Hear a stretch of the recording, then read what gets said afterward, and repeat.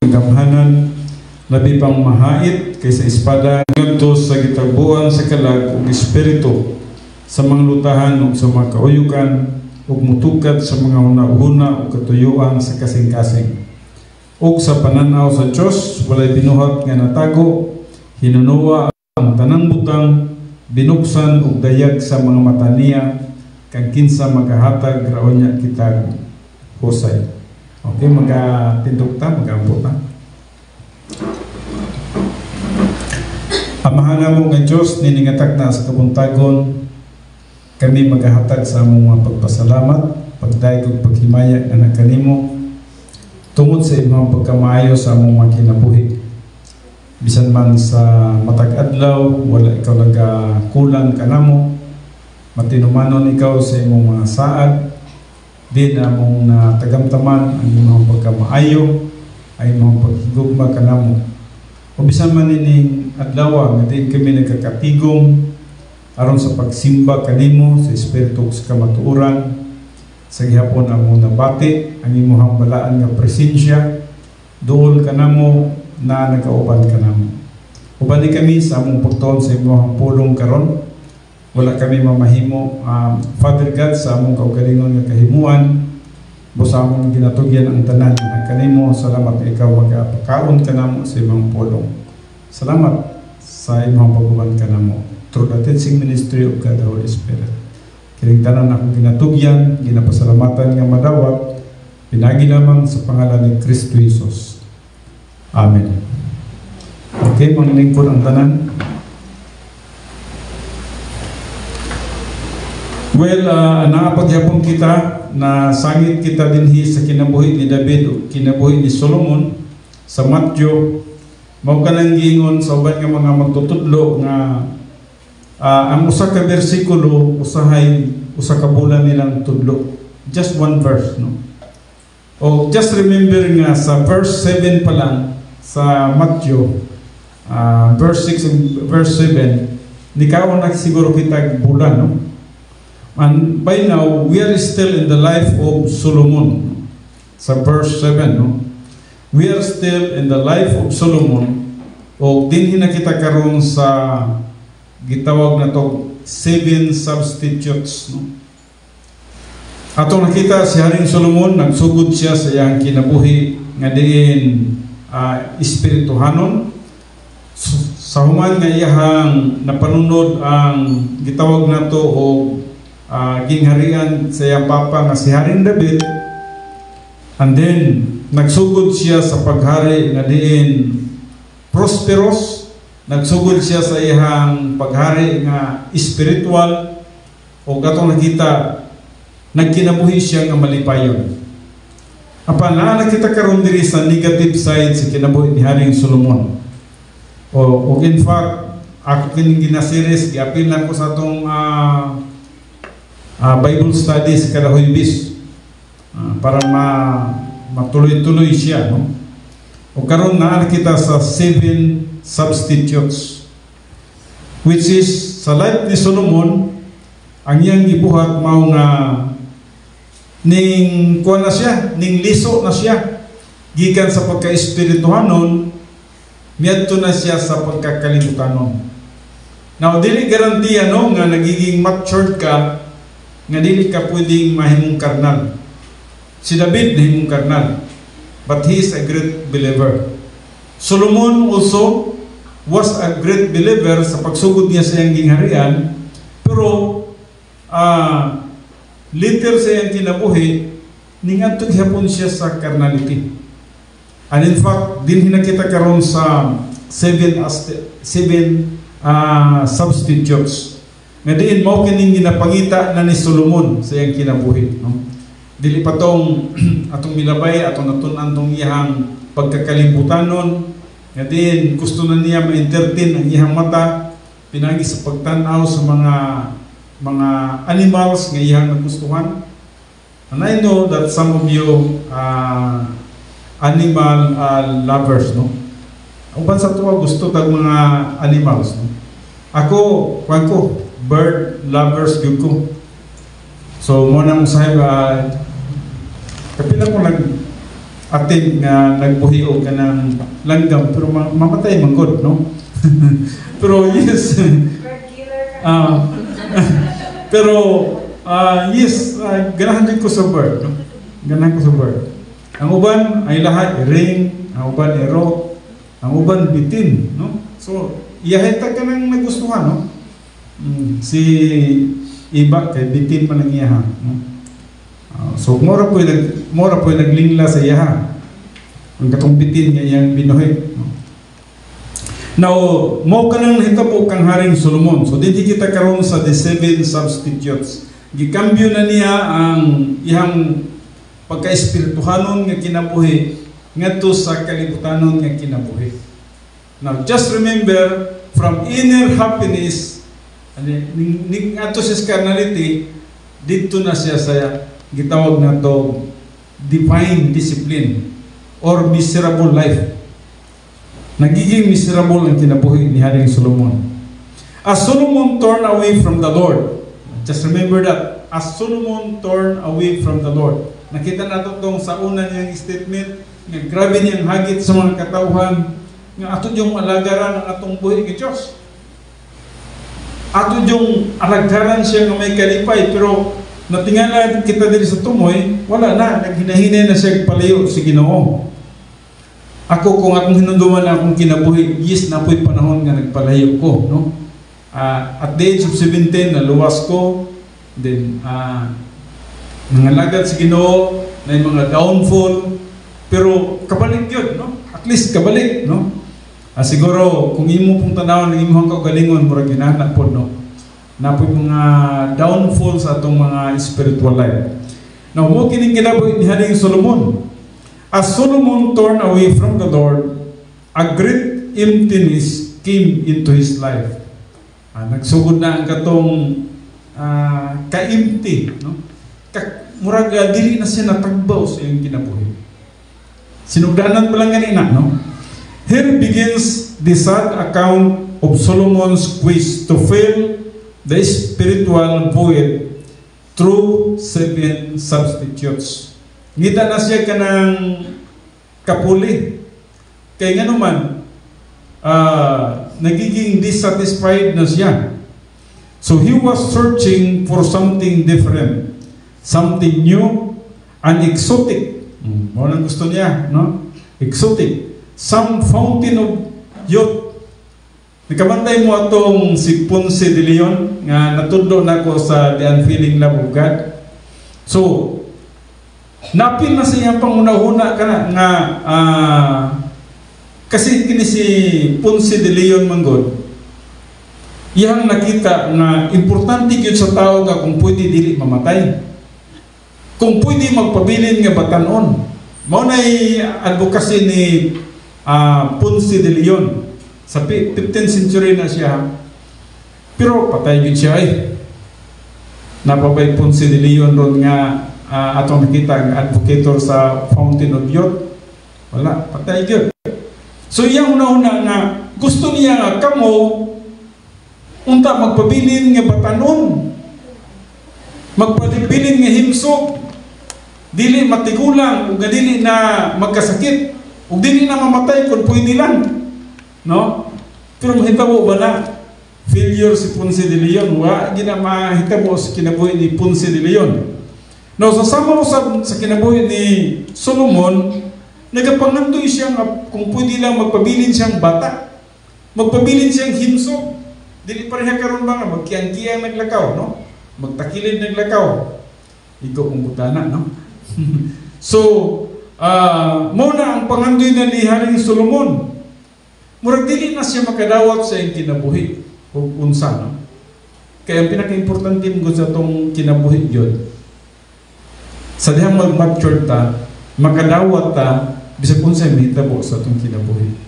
Na diha ang happiness, na ang kalipay sa dihang ikaw makadawat ka o unsa may mahitabo sa imong kinabuhi. Bisan man sa kamatayon, kung makadawat ka, happy ka. Pero kung dili ka makadawat, mo nang walay kalipay, no? So muning nahitabo kang Haring Solomon. So some source of perpetual stimulation, something whereby he could be happy. He began on a very high plane. Now we know nga si Haring Solomon, nagsugod yun siya sa pinakamalipayong kinabuhi. Imagine that, napanunod niya ang gingharian kang David, hari siya. Napanunod niya ang espirituhanon nga panalangin gikan kang David nga iyang amahan. Gihatagan siya kaalam nga Diyos nun, tungod kay mo ang ipangayo niya sa Diyos. O grabe ang pagka-famous niya, pagkasikat, pagkadato during that time. O ang kalipay niya, nasa iyang kinabuhi, kanunay. Apan sa dihang nagkadto siya sa carnality, now unsay hitabo niya. With its adventure, he got a little lower. Sa dihang nagapangita siya nini nga adventure, naghinahini siya paubos. He got a little lower. And then a little lower until he finally hit the bottom. Hantod yun niya, abot yun siya sa pinakaubos yun sa iyang spiritual life. Nga diin, bagsak yun siya. Now, unsa man ang una diri sa iyang nakita nga pangandoy. Kung basahan na to ang Ecclesiastes, mo kining mga 7 substitutes niya. Kung magsugod ka sa Ecclesiastes 1:13-18, mo na ning ihang number 1 focus. Sa education. Solomon first decided that he could not be successful or happy in life unless he pursued higher education. Bantay mo mga kabataan, no? Kay dili man mali, no, ang mag-eskwela, no.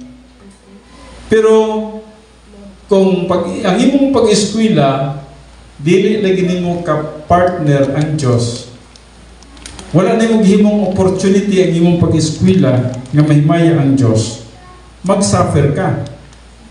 Kapoy, boring, no? So an idea many people are sold on today. Bisan kita karon, kahinumdum ko sa nagkapaminaw biya ko kanang balita, no? Kahinumdum ko sa sulti ni Vice President Sara. Nga ang dong papa nag-ingon sa iya nga dili ka tao kung dili ka ma-doktor o dili ka ma-lawyer. Nakadungog mo na? Kadungog mo na no? So dili ka tao kung dili ka mahimong doktor o dili ka mahimong lawyer. So taas-taas po kayo pangandoy niyang papa. Sa tuwa kay pwede naman tamingon nga dili ka tao kung wala ka nakagraduate o college. Pero yaha, dili ka tao kung dili ka lawyer o dili ka doktor. So ingon si Desara, unsa day ko? Iro, iring, kaya di man ko tao? Well, dili, wala nagpasabot nga nag-discriminate tanong. Pero adunay yoy gitawag nato difference sa nakahuman kaysa wala nakahuman. Ug dili ginato na siya ika-deny. Tinuod gid na siya. Bisan man sa dagan sa panginabuhi, lahi gyud gamay ang panginabuhi sa nakahuman sa wala nakahuman. Ug makita gihapon nato na siya sa atong mga kahimtang. Education iba gyud. Pero muli gina, kung dili nimo i-partner ang Dios sa imong pag-eskwela, pagpaningkamot nga makakaton ka sa usang kabutang, wala, kapoy. Dapat masabtan mo na siya nga ang Diyos naghatag nimo opportunity sa pag-eskwela. Kung nag-eskwela ka na tinarong, nag-eskwela ka dito nga ang Diyos mahimot sa imong kinabuhi. Dapat mao gyapon ang imong pagkinabuhi bisan na ka sa eskwelahan. Dapat ang Diyos mahimot sa imong kinabuhi. Lahi kang Solomon. Kang Solomon na focus siya sa usa ka butang nga diin nahimo siyang kung imong pagkatanaw nahimo siyang kalibutanon. Material side, no? So Solomon Solomon's initial experiment was to engage in various areas of academic learning. Mauning ingon niya sa verse 13, Ecclesiastes 1:13. And I set my mind to seek and explore by wisdom concerning all that has been done under heaven. So, ang iha, nagatanaw siya sa kaalam ng kalibutanon. Nakafocus siya sa pagtanaw din. Solomon explored the realm of worldly knowledge by means of his wisdom. Now, naimaluta nga, yes, nakabato na unta ni kaalam si Solomon, nga langit nun, pero by this time, naliso, yun siya, naliso. So this wisdom, however, came not from Bible doctrine, but human intelligence. So dito na ang iyang panglantaw, no? Dili na divine wisdom, kundi human intelligence na, no? Muna yung focus ni Haring Solomon. So, ang iyang panglantaw, muna ang mga butang nga diin kalibutanon. And then sa Ecclesiastes 1:13b, it is a grievous task which God has given to the sons of men to be afflicted with. So later in Ecclesiastes 12 verse 12, Solomon warns that can happen to the person who consumes himself with scholastic studies. Usahin nga itong pag-eskwela, yes, dili biya punta gusto no nga magpabitin.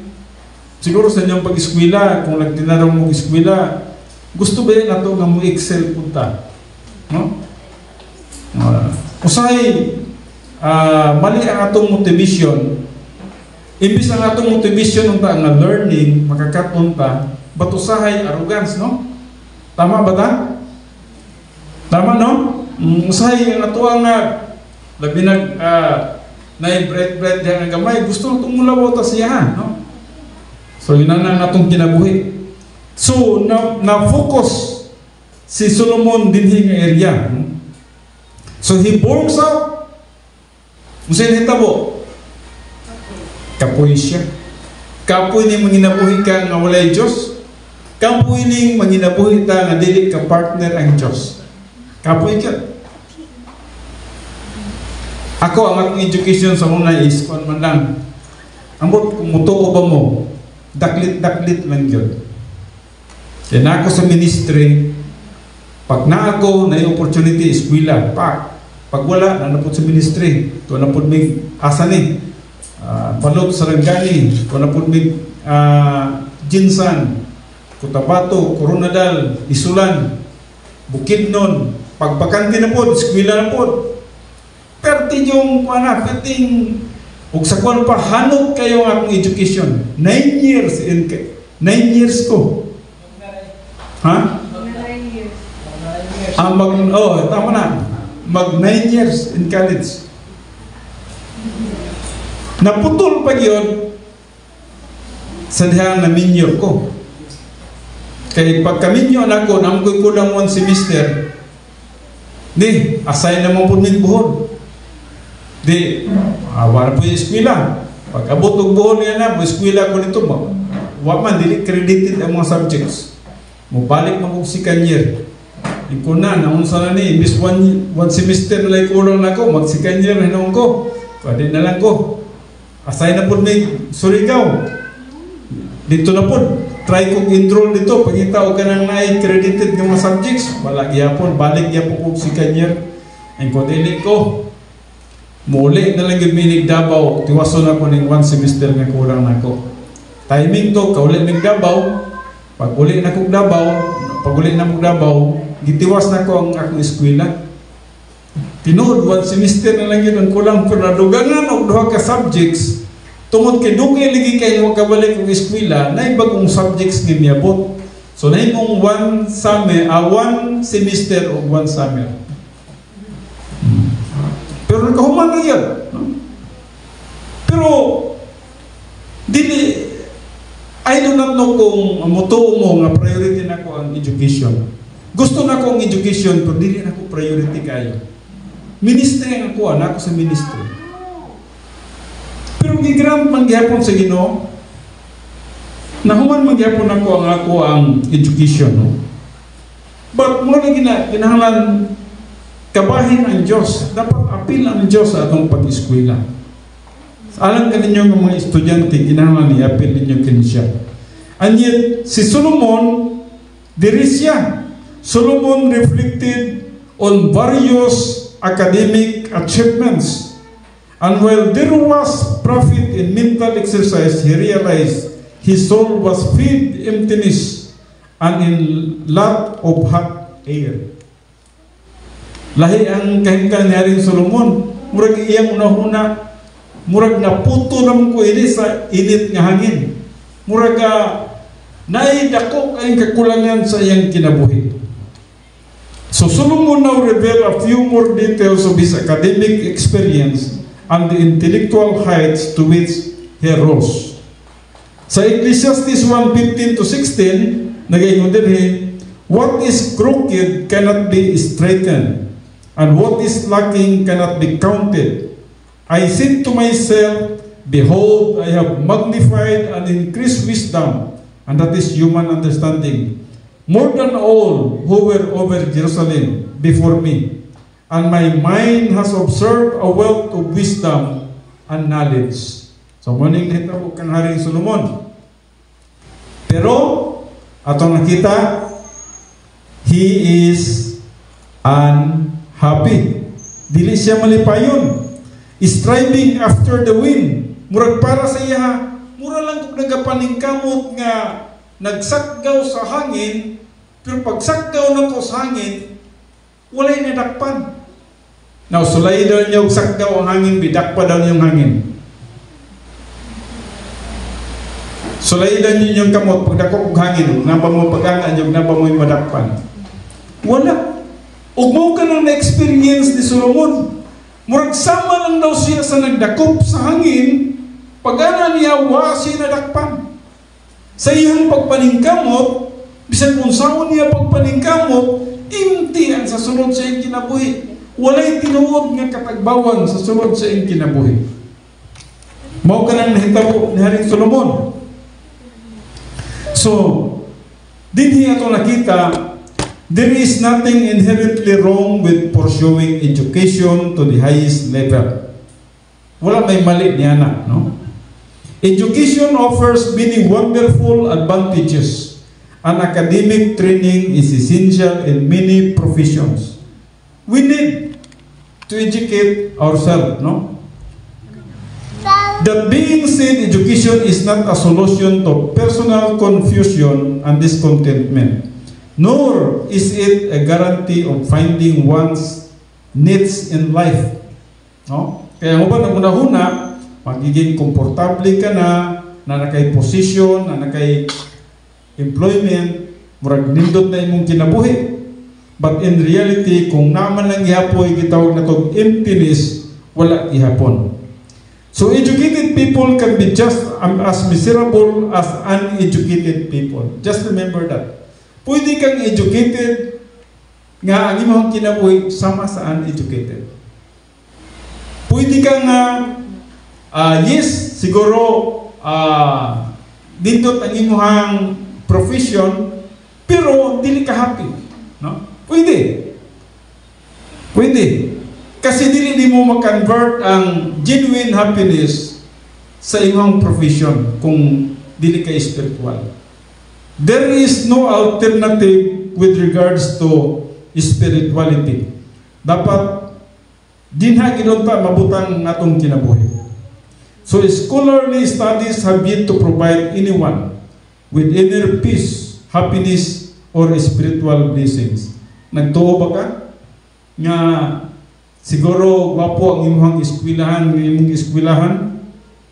nindot ang imong pag-study, unya malipayon ka na, dili. Wala nagabase din ha. Dapat ibalanse gyud mo ang spiritual life ngadto sa gitawag nato mga material nga mga butang.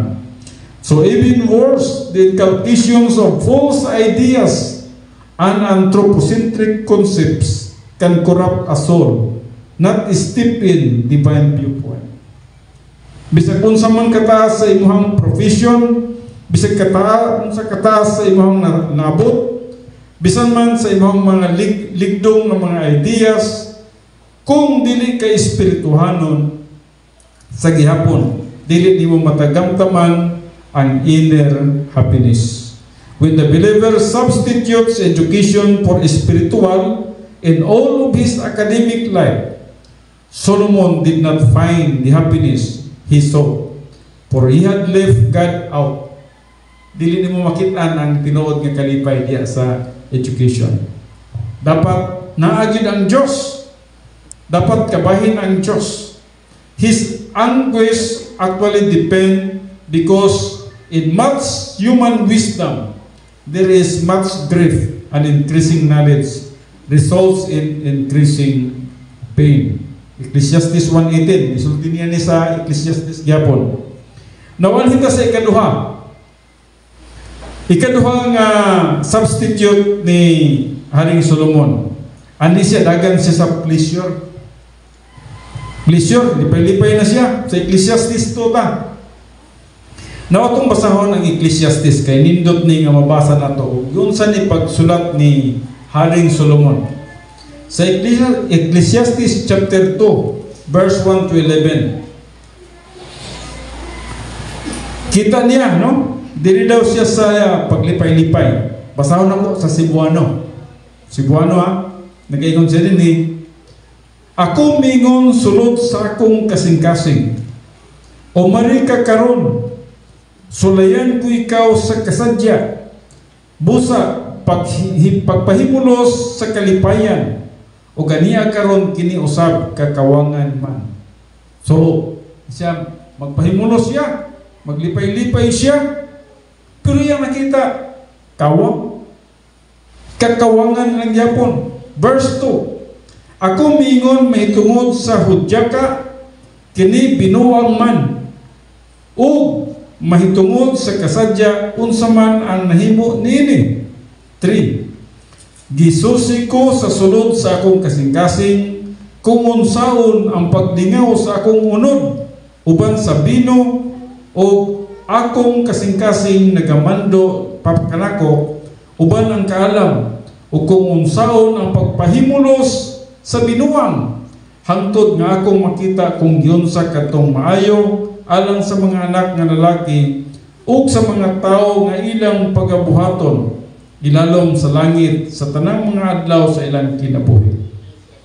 Verse 4, nagabuhat ako alang kanako og dagko nga mga buluhaton, nagtukod ako alang kanako og mga balay, nagtanom ako alang kanako og mga kaparasan. Puros ako na ni sa dire, no? Nagbuhat ako alang kanako og mga tanaman og mga parke, o gitamnan ko kini og mga kahoy sa tanang matang sa tanang bunga. So dito na grabe na ang pagka-focus gyud ni Solomon sa kalipayan, sa kalibutan. Verse 6, nagbuhat ako alang kanako og mga punong sa tubig, aron nga gikan niini patubigan ang lasang, diin ang mga kahoy ginapatubo. Verse 7, mipalit ako og mga sulugoong lalaki og mga sulugoong babay, og adunay mga sulugoon nga nangatao sa sulod sa akong balay. Ako usab nakatag-iya og dagkong mga panon sa baka og mga panon sa karnero, labaw sa tanan nga nang hiuna kanako dito sa Jerusalem. So nadato na siya, no? Verse 8, nagtigom usab ako alang kanako og salapi og bulawan, og ang bahandi sa mga hari og sa mga lalawigan, nagbaton ako alang kanako og mga lalaki nga mag-aawit og mga babae nga mag-aawit, og ang mga kalipayan sa mga anak nga lalaki sa mga tao, mga tulunggon og kadtong tanan sa nagkalain-lain nga panagway. Verse 9, busa ako midako og mitubo labaw sa tanang nang hiuna kanako dito sa Jerusalem. Ang akong kaalam usab nagpabilin kanako. Verse 10, O bisan unsa nga gitinguha sa akong mga mata, ako wala magdumili niini. Grabe yun ang pag-enjoy, no? Unsa yun gusto siyang mata, dapat makita ginya. Wala ako punggi ang akong kasing-kasing sa bisan unsa nga kalipay. Kaya akong kasing-kasing nagakalipay tungod sa tanan akong buhat. O kini mauman ang akong bahin sa tanan akong buhat. Verse 11, Unya, gitanaw ko ang tanan nga mga buhat nga nahimo sa akong mga kamot o sa buhat nga akong nabudlayan sa pagbuhat o ganiya karon ang tanan kakawangan og mao ang paghakop og hangin og wala may makuha ilalom sa adlaw. Conclusion niya po niya, giangko na niya ang tanan. Halos ang tanan nga gusto niya ihadyong kuhaon. Nana siyang tanan. Pero pagabot sa verse 11, unsay iyang conclusion sa verse 11? O ganiya karon ang tanan kakawangan ug mao ang paghakop og hangin. Mura lang daw siya naghakop og hangin, nana niya ang tanan. Napabay kulang niya, nana siya ang tanan. Pero matod pa niya, kakawangan ang tanan, mura lang kung naghakop og hangin, paghakop og hangin, wa ko'y nagulitan. Emptiness. Bisan man yun sa niya paglingaw-lingaw ang iyang mata. Kung sa may gusto niyang pagkatanawon, gusto niya na tanan nga mabutang na gusto niya makita. Diyan ko niya. Pero kung sa iyang isulti, kakawangan ang tanan. Kakawangan. So, morning pleasure, no? So from academics, Solomon tried an entirely different approach to happiness. Ngita siya lain. This follows a logical progression. Dito na siya sa mga gitawag na to pleasure. After you have studied all week in school, what do? You take the weekend and indulge in various pleasures. You live it up, a complete change. That is exactly what Solomon did. So, grabe ka frustrated, yapon siya. Now, anhita karon sa heritage, ikatulo. Ikatulo niya nga substitutes. Wag yapon ko maglipay sa education da. Then ato siya sa sunod, katong iyang pleasure. Wag mo yapon kalipay. Wag yapon siya kalipay sa pleasure. Kuyawan ano? Naana ka sa pleasure pero wag kay kalipay. And then there is sa heritage. When everything his eyes desired proved ineffective for happiness, Solomon's frantic search shifted to establishing a successor, someone to carry on his name and his heritage. Dili na po siya. Siguro na ako'y maibilin din sa akong mga sumusunod, especially sa akong mga anak. As he was the father of many children, pwede biyang naghanan niya ng anak ha? Kinsa pagoy dili daghang anak nga pila ka bukyang asawa? 700. Ang kabit? 300. Ibutan na nato tag-isa. 1,000 po. Pero na pa siguro tag-duha, tag-tulo, tag-upat anak, no? Ay doon na to kung uban baog, no? Pero pwede na ka na ni kasawa. Now, itong nakita, just remember, sa kinabuhi ni Haring Solomon, gusto siya nga na siya'y maibilin ganito sa sumusunod niya. Pero sa gihapon, wala gihapon siya'y kalipay, yung nauna. Sa'y buhaton hindi sa magsunod na ako. Especially nga iyang nakita nga musunuran niyang hari, usa kay evil. Nakita na niya daan nga kining bata mo gini ang magsunod nga hari nako pero evil. In fact, ang iyang anak mo ay nakapadivide sa Israel into two. Nahimong na-divide sa duha ka kingdom, no? Northern Kingdom o ang gitawag na to Southern Kingdom. So, ang hitabo diri Ecclesiastes 2:18. Thus I hated all the fruit of my labor for which I had labored under the sun. For I must leave it to the man who will come after me. Murag, ang iyang una-una ba? Ibilin na ko niya kung pinangin kamutan. So, sa katao nga musunod na ko. Bisag anak pa niya, murag wag, yung una-una. Wala, yapon siya kalipay.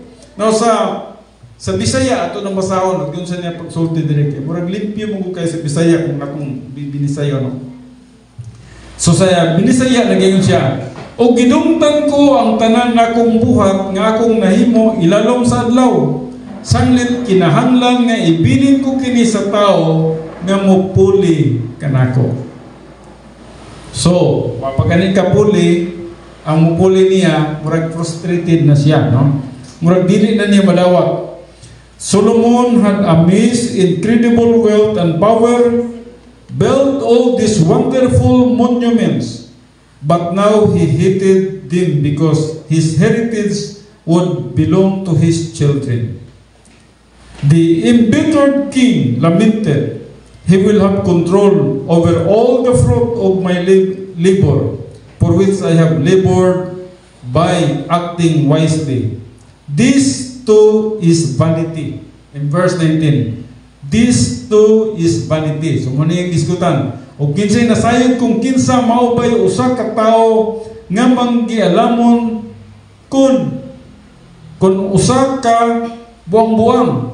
Bisan pa niya na siya magamando ibabaw sa tanan akong buhat, diin ako nakabuhat o diin ako nagpakita sa akong kaugalingon nga maalam ilalom sa adlaw.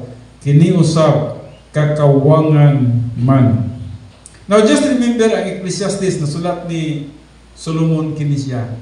Sa diyang naa na siya sa gitawag na to carnality. Mo nang pagsulat magbasa ka sa Ecclesiastes, makana ka human viewpoint man ang tanan. Pero gitugot sa Dios nga nasulat gyapon ng Ecclesiastes. Gwapo ka pagtulunan na lang ka nato. But kung imong pagkatanawon sa pagsulat ni Haring Solomon, atong nakita out of his carnality, no? Sa iyang pagkakarnal, no? Nakita niya kining tanan, no? O atong nakita kana ang kinabuhi ni Haring Solomon wala gihapon nagmalipayon. Now,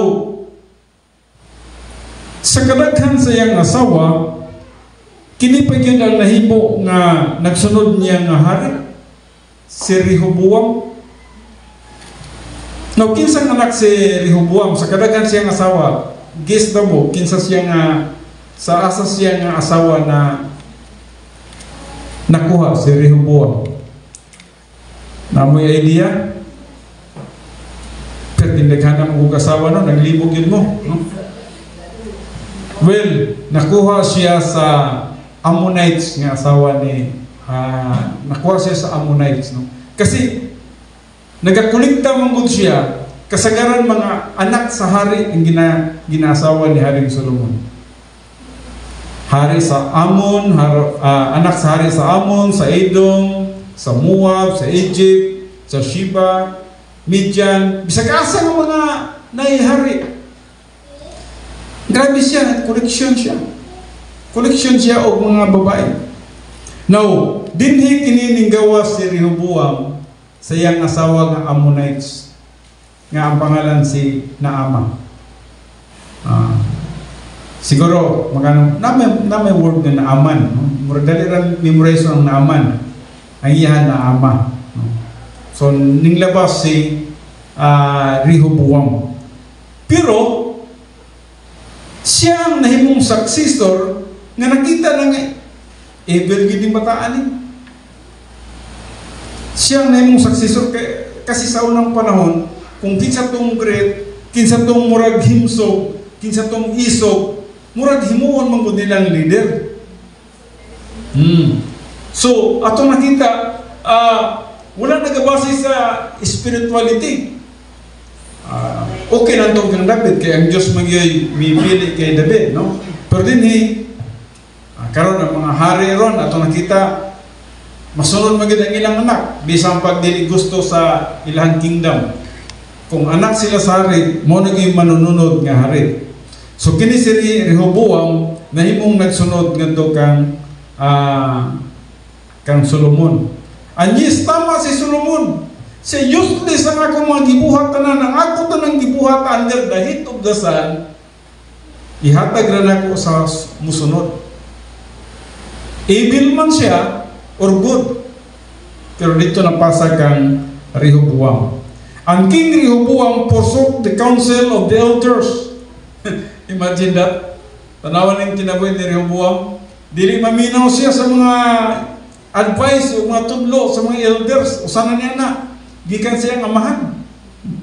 So ang King Rehoboam forsook the counsel of the elders, and he spoke to them according to the advice of the young men, saying, My father made your yoke heavy, but I will add to it. My father disciplined you with whips, but I will discipline you with scorpions. Kuan yun.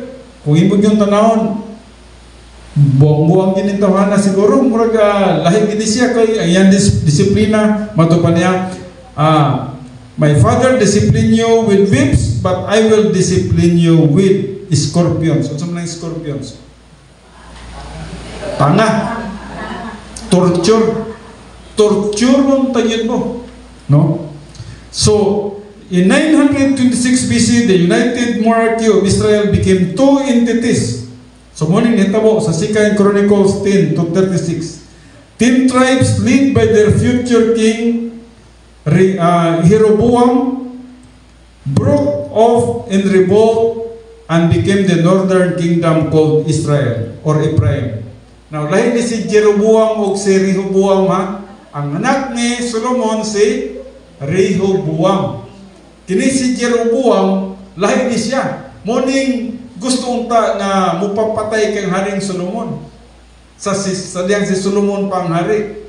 Pero kay napulihan man si Solomon na siyang anak, and then dito ning abot gyud niyang panlantaw nga kinahanglan buakon gyud na ko ning Israel o gipanagna na daan sa Dios nga si Solomon, kung magkinabuhi ka nga magsunod ka nako, ang gingharian magpabilin nga na kaning hangtod sa imong mga sumusunod.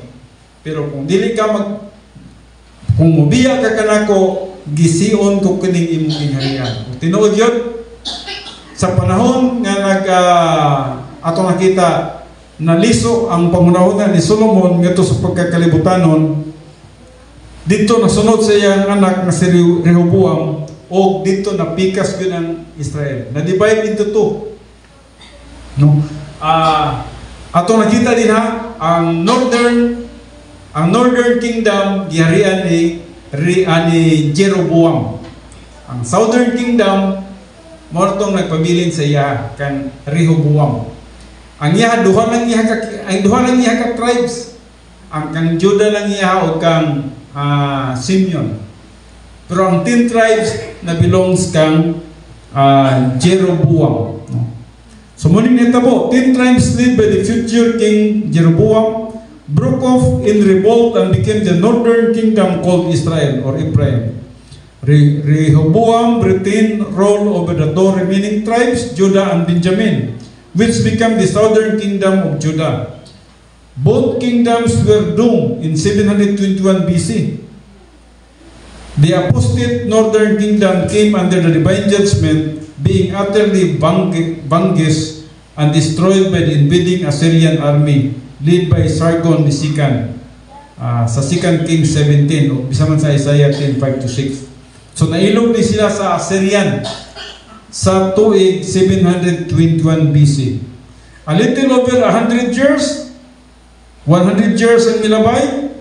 Later, the prophet Jeremiah warned that the southern kingdom of impending calamity if she continued in the same idolatrous practices that had ruined her sister to the north. In 586 BC, after many years of spiritual and moral decline, the southern kingdom also felt God's severe discipline when she was conquered by the armies of Nebuchadnezzar and her people were taken into Babylonian captivity. So, yun na rin hitabo. Dili lang na-divide sila sa duha ka kingdom, northern kingdom, under sa pagdumala ni Jeroboam, ug ang southern kingdom sa pagdumala ni Rehoboam, gawas pa niya na under sila sa divine discipline, ug sa 721 BC, na-conquer sila sa Assyrian. And then sa 586 BC, ang Southern Kingdom na po, gikonquer na po sa Babylonian under kang Haring Nebukadnezar. So mo ka ng resulta sa ilang mga kinabuhi, no? Now, dali ara sa oras. Now, di kita karon sa philosophy. Philosophy. Night and day, there was no rest in Solomon's mind. There was no peace. Happiness had to be found somewhere else. The king turned to philosophy. Perhaps he believed contemplating a system of profound concepts would occupy his troubled mind. Now, nabiyay gamayng diferensya ang education o ang philosophy. Kaya ang philosophy mas higher siya gamay sa education. More on systematic siya sa study nga diin na ay gitawag para ng mga magbuhat ng libro, no? Kuha na siya, philosophy naman na siya, no? Pagbuhat ni mong libro, imong gi-studyhan na nga mao gid ning correct, no? Para sa science, sa elementary pa ko, di na ko na makalindan, no? Sa science nga subject na mo, kabalo man siguro tanan niya, no? Kining water cycle bitaw sa science. So, nahibaluan gid nila nga ang gisulti biya po na sa Biblia nga ang dagat may go sa adlaw, pag igo sa adlaw niya na ang kainit sa adlaw musuyop sa tubig sa dagat, mo evaporate siya, musaka siya nito sa taas, may mo siyang clouds. Niyang clouds kinaglupad-lupad pa na moto sa kabukiran niya dito ihulog kumulan tuwa na po siya sa kalasangan, and then moto siya sa mga tubig, and then pagkato sa tubig katubigan, ang tubig po hinahinig na o mubalik na po siya sa dagat. So water, gitawag ka na siya water cycle. Kana siya mga studies na siya na klaro gyud ng tinuod, no? So mo ni gitawag na tog mga philosophy. Now mo ni ginapangita na po ni Solomon philosophy, pero he is still disappointed. Wala gyapon siya nagmalipayon nini, no? And then usana niya na ang gisulti niya diri sa Ecclesiastes 3:2-8, a time to give birth, a time to die, a time to plant, a time to uproot what is planted, a time to kill, a time to heal, a time to tear down, and a time to build up, a time to weep, a time to laugh, a time to mourn, and a time to dance, a time to throw stones, and a time to gather stones, a time to embrace, and a time to shun embracing, a time to search, and a time to give up as lost, a time to keep, and time to throw away, a time to tear apart, and a time to sew together, a time to be silent, and a time to speak, a time to love, and a time to hate, a time for war, and a time for peace. Now, mo kining hisgutan niya sa Ecclesiastes 3:2-8. So each line presents two antithetical, kontra silang duha, no? Adunay pag-contrast. So again, Solomon's analysis of time has much practical application in Ecclesiastes 3:6. The praise, a time to keep and a time to throw away, perfectly illustrates the fact that our values and ways of life change as we grow older. Nay pag-usap nini. The things once kept are thrown away. The people once admired are forgotten. The children once protected at home are sent out into the world. Additionally, behind the oft-quoted, and then a time to love and a time to hate, a time for war and a time for peace, are principles of great national wisdom. Ang usa ka nasod kinahanglan gyud nga aduna siya sovereignty. Nakita ka na ni Solomon sa iyang philosophy. Now, the issue is not what the believer, just remember, the issue is not what the believer is doing, but the issue is what he has in his soul while doing it. Sa diyang nagabuhat kita sa usa ka butang, dili to issue ang katong gitawag na to nagbuhat ka, kundili ang issue giunsa nimo pagbuhat to base sa imong kalag. Ang usa ka butang nga imong gibuhat, murag sama pa sa tuwa karon ang doktrina, no? Dili tungod kay nakasabot ka sa doktrina nga okay na. Nasabtan nimo ang doktrina, nya imong gitrabaho, pinagi sa imong nasabtan nga doktrina, mao na ang pinaka-issue dinha. It is God's word in the soul that gives inner happiness, stability, and tranquility through it all. Dili tong kay nagtuon bitaw ko sa pulong sa Dios, okay na ni. No. It is God's word in the soul. Dapat mosulod siya sa imong kalag that gives inner happiness, stability, and tranquility through it all. So, kung matutpan ni Ryan kaganina, gusto niya nga ma-experience niya bago niya itudlo. Ang usang kabutang nga imong nasabtan, dapat imo sang i-experience, imo sang kinabuhian, and then imong itudlo. Now, for the faith of the sons of men and the faith of beasts is the same. As one dies, so dies the other, and that they all have the same breath, and there is no advantage for man over beast, for all is vanity. Ato nakita din si Solomon, grabe ang pagkaliso gyud sa iyang una-una. Tanawa, pag-abot niya sa philosophy, iyahan ang nakita nga ang tao ug ang mananap parihara. Nganong mingon siya nga parihara sa verse 19 sa Ecclesiastes 3, matupan niya, ang tao mamatay, mubalik sa abog. Ang mananap mamatay, pwede na po, may mong abog. Kaya kaunon sa tao, may mong gyapon siya abog. Namuning gingon ni Haring Solomon, sa iyang philosophy, niabot ra gihapon sa iyang pagkabukok ang iyang pangandoy. The declaration in verse 19 is not divine viewpoint, but rather the reflections of Solomon's distorted reasoning. He essentially became an evolutionist, no? Sehingga ang tao wala na ninabantay nga ang tao gibuhat sa imahe sa Dios. Kakita ba mo na ang baboy gibuhat sa imahe sa Dios? Wala man no. Wala. Ang tao ang gibuhat sa imahe sa Dios. Pero karon gipakaparihan na niya ang tao ngadto sa gitawag hayop. We are not the same, no? So sa Ecclesiastes 3:20, mingon siya, all go to the same place, all came from the dust, and all return to the dust. Mubalik na daw sa abog.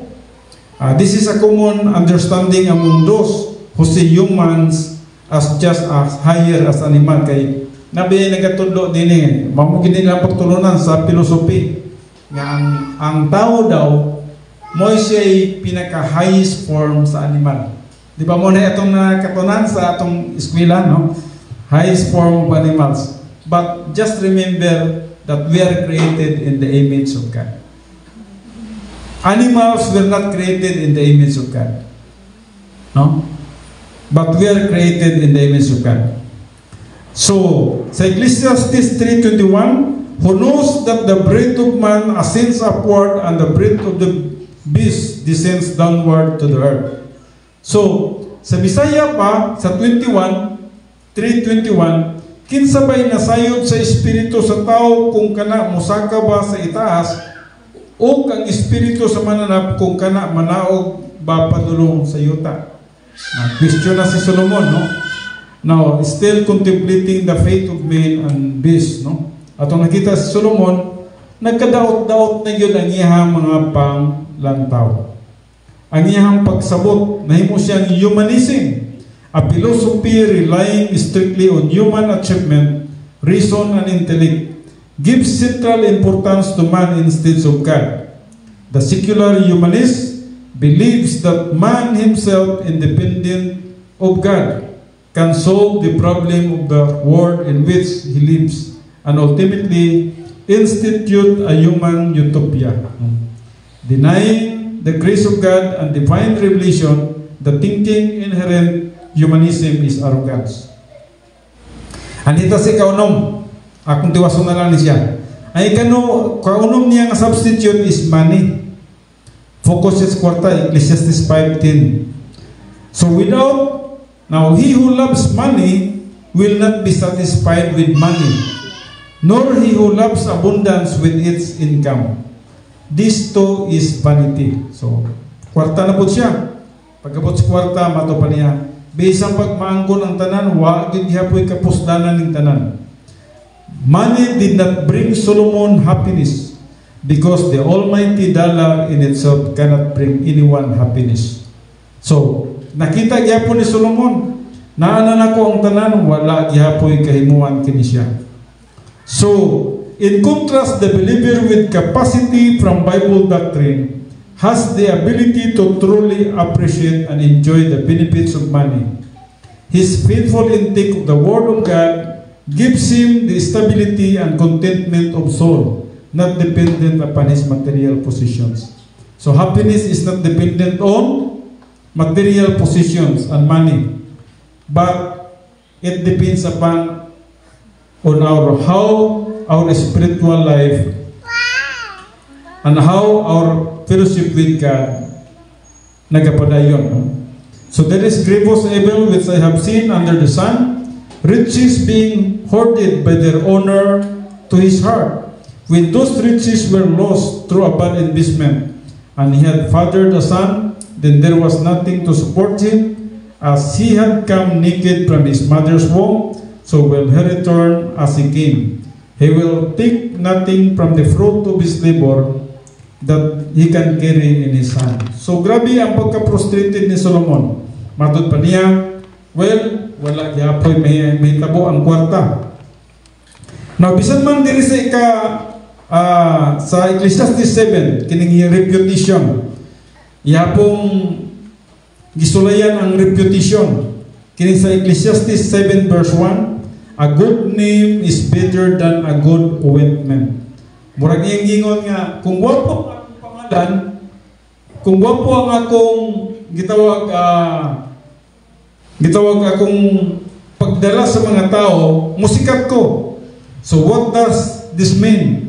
Well, good ointments in the ancient world were a precious commodity in a time when bathing with clean water or any water at all was not a regular convenience. Cleansing with sweet-smelling ointment proved an appealing alternative.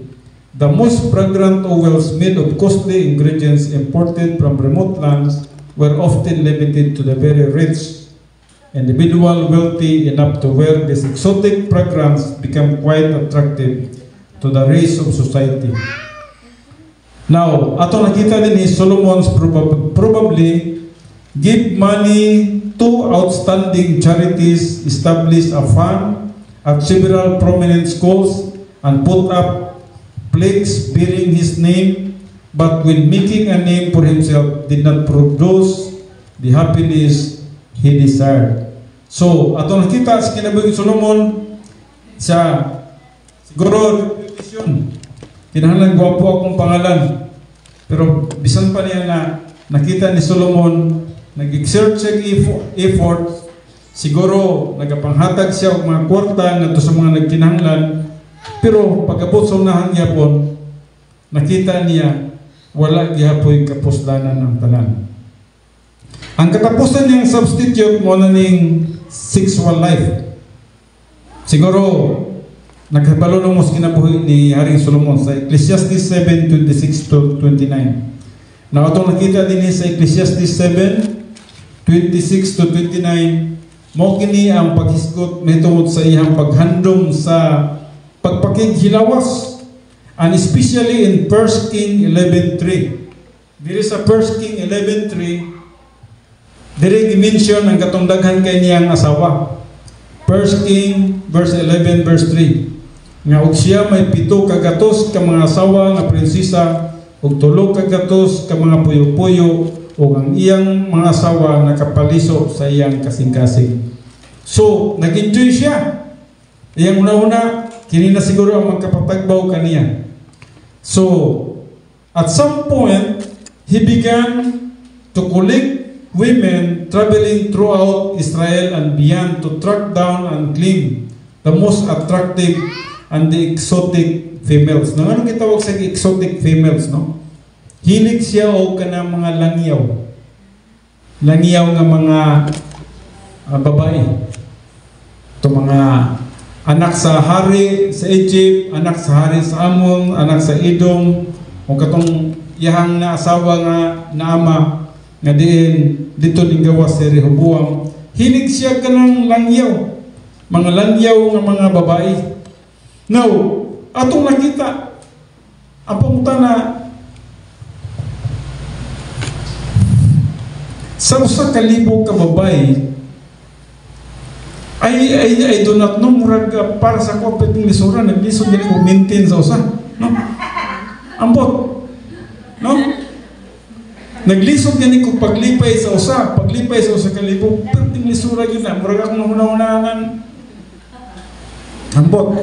Naglisod ko kuan ba naglisod ko una-una iabot mi ko sa kalibo gyud nagkasulat gyud dire, no? But sa tumoy sa iyang pagsulti, wala gyapon siya nagmalipay. Thank you. He is still frustrated. He is still frustrated. In spite of this exotic females nga nagapangita mo sa iyang kinabuhi. In blatant rejections of the commandments ato nakita na siya mga nagkalain nga mga babae gikan sa Moabites, Ammonites, Edomites, Sidonian, Hittites, Egyptians, tanan ng mga klase nga naso diri halos-halos na ay representante kang Solomon. O kung mutanaw siguro mo niya ng well actually mga doctrine ba yan siya sa ubang mga pagtulunan, no? Kanang tawag nila harem nga naay mga grupo ang religion karon nga magtukod siya og dako kay balay og puy-an niya og buhatan niya tagsa-tagsa ka kwarto ang ilang mga asawa. Murag inaning hitabo kang Solomon, murag siya yung author niya na, no? Nga, ang tanang asawa, gipang butangan niya og mga kwarto. Ambot, yun sa karin niya na yun sa niya na pag-atiman. Na siguro yung uban niya, nakalimta na yun. Sa kadaghan, no? So, morning hitabo ni Haring Solomon. And then, atong nakita wala gihapon natagbaw si Solomon ini. Failure gihapon si Solomon bisan man sa kadaghan sa iyang asawa. Matud pa diri sa Ecclesiastes 7:26, and I discovered more bitter than death the woman whose heart is snares and nets, whose hands are chains, the conniving possessive woman, one who is pleasing to God will skip from her, but the sinner will be captured by her. So Solomon found only bitterness. 1,000 women in the palace were all scheming to be number one, manipulating the king with snares and nets, clinging to him like chains. A man with a soul full of doctrine can avoid the trap of such flattering and convincing women, but Solomon's arrogant, bitter habitually out of fellowship with God, was caught every time. So naglisod na yun si Solomon. Sa inan lang ka, sa usa ka libo ka babae, taglima ka buk ang muguyod nimo kay nilang gabi una gusto nila maglibog si Solomon o kinsa iyang atuan. So 6 is designed by God as an expression of unity between one husband and one wife in marriage. Mao gini kabubuton sa Dios. To engage in adultery or premarital sex is to destroy the virtue that makes sex in marriage wonderful. Because of his decadence, because he is so consistently gratified his own desires in illicit sex, ginubra iyang pagandoy, no? Solomon lost the sense of responsibility and genuine love necessary for a true soul relationship with one woman. Promiscuity ruined his capacity for love and happiness. Regarded by many as the greatest lover of his day, he was actually a first-rate failure and love. He searched everything for the one woman to satisfy him, but reported forlornly, "I am still seeking, but have not found." So Ecclesiastes 7:28. Atong makita si Solomon ug unsay iyang message. Now atong nakita din Solomon's recovery, yes, naka-recover man din si Solomon. atong pagkatunan sa sunod ang pag-recover ni Solomon. Kay ana man kinabuhi ni Solomon, gikan sa high down and then balik siya ning recover gyapon si Solomon. Atong pagkatunan kini siya sa sunod nga Domingo no. Sunod nga Domingo, tama pa ba? Okay. Kay